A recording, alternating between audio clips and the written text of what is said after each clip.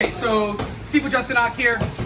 Again, this is just my opinion, so take it as it is. So in reference to the video that you asked me to, kind of dissect a little bit, our opinion, how we do things. When you're going basically to the side, anything that basically is tagging down to us or going across towards the chest, we're not gonna have anybody punch at our chest. When I've done sparring, of course, against guys that have done Muay Thai, boxing, MMA, the whole bit, everyone's punching in my face. If they hit me in the chest, it's not because they aimed there. It's because they were aiming at my face or my ribs or something else. So we're gonna practice basically our pops going out, just like in our second form. We wanna make sure we go out, just like when we're doing gum zows, we wanna make sure that they're here, they're here, they're here, they're here. This is where, when you're going, you want to make sure that the POC is the same as basically everything else. It's all the same distance. If we're going to the side, if he was to punch me toward the chest and I'm to go to the side, then we have to ask the question, where is my energy going? Well, I should be going forward. Wing Chun's trying to tell us to eat forward, move forward, block forward, attack forward, chain punch forward. So if I POC to the side, for us, how am I going to go ahead and get any closer to finishing the fight? I POC to the side, but I punch forward, but my energy is going this way, but my other energy is going this way. And again, no disrespect. If this is what you do, no big deal. I'm just giving you my opinion on what we do when we're sparring, when we're attacking, when we're using basically the Wing Chun for us in here. If I'm going to go forward, I'm going to be POCing the same. I'm going to POC forward and want to punch from here. I'm going to make it so that if my POC goes, I can still hit immediately after. There's my POC, there's my punch. If I POC punch, I want to be able to hit immediately afterwards. If I POC to the side, even if I try to throw this punch, my body is now going in two different directions. And we're gonna hope that he doesn't throw in an elbow, he doesn't go ahead and he doesn't shoulder bump me, he doesn't try to smash me with his face, and hopefully he doesn't try to punch before I can get this one off.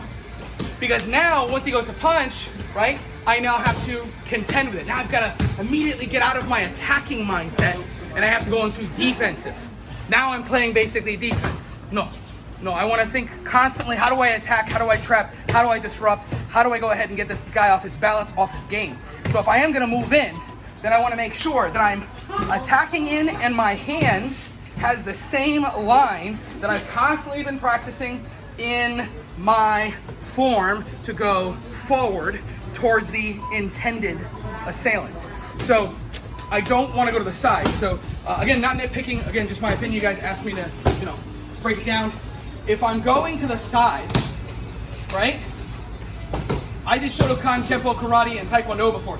I'm gonna feel like I'm going back into these movements. Wing Chun wants to constantly eat forward.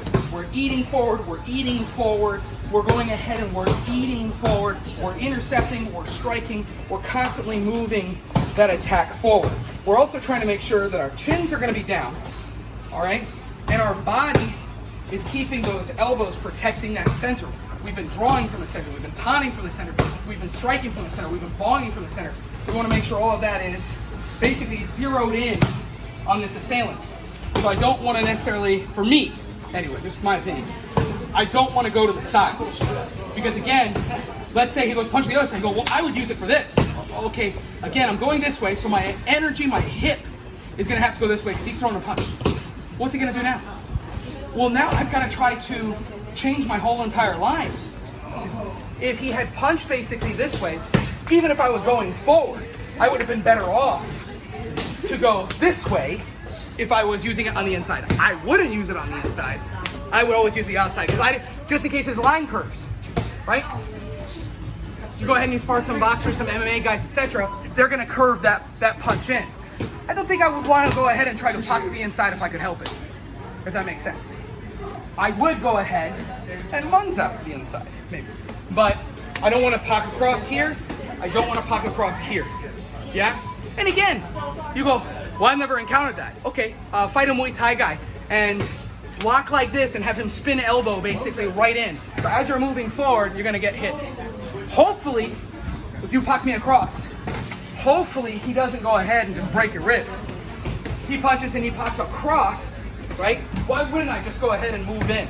If he pops across, why wouldn't I just go ahead and side kick? If he pops across, why wouldn't I take out his leg and move in? There's too many variables if he's knocking me away. Now, he pops me in and he's punching. Now I'm stuffed.